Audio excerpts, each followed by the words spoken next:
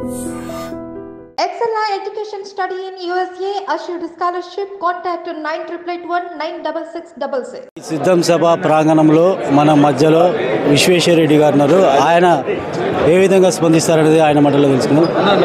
అలా ఈ సిద్ధం సభ ఏర్పాటులో సిద్ధపడుతున్నటువంటి మీరందరూ తెలుగుదేశం వాళ్ళకి ఎలాంటి భయాన్ని పుట్టించబోతున్నారు?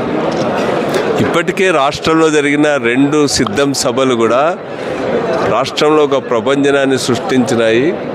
వైఎస్ఆర్ కాంగ్రెస్ పార్టీ మరోసారి అధికారంలోకి రాబోతుందనేటువంటి ఒక సందేశాన్ని పంపగలిగినాయి.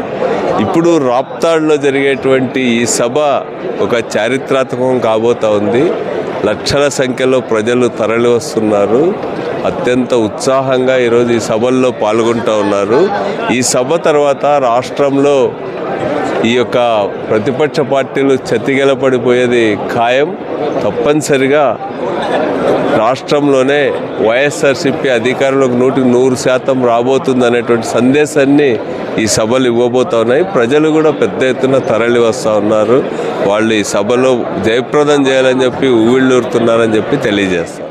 దేశాన్ని ఇవ్వబోతున్నారు మిస్టర్ హరీష్. సిద్ధానికి అందరూ సిద్ధమయ్యాం. భీమిలి, ఏలూరు సభలు చూశాక టీడీపీ వాళ్ళకు ఆల్రెడీ వణుకు పుట్టింది. రేపు రాయలసీమలో ఇక్కడ జరగబోయే సిద్ధం చూస్తే ఇంకా పూర్తిగా నిద్ర పట్టని పరిస్థితుల్లోకి వెళ్తారు టీడీపీ వాళ్ళంతా కూడా. రాబోయే రోజుల్లో అందరం కూడా 2024 సార్వత్రిక ఎన్నికల్లో వై నాట్ 175 జగన్మోహన్ రెడ్డి గారి నినాదానికి సిద్ధమై రేపు సిద్ధమయ్యాం.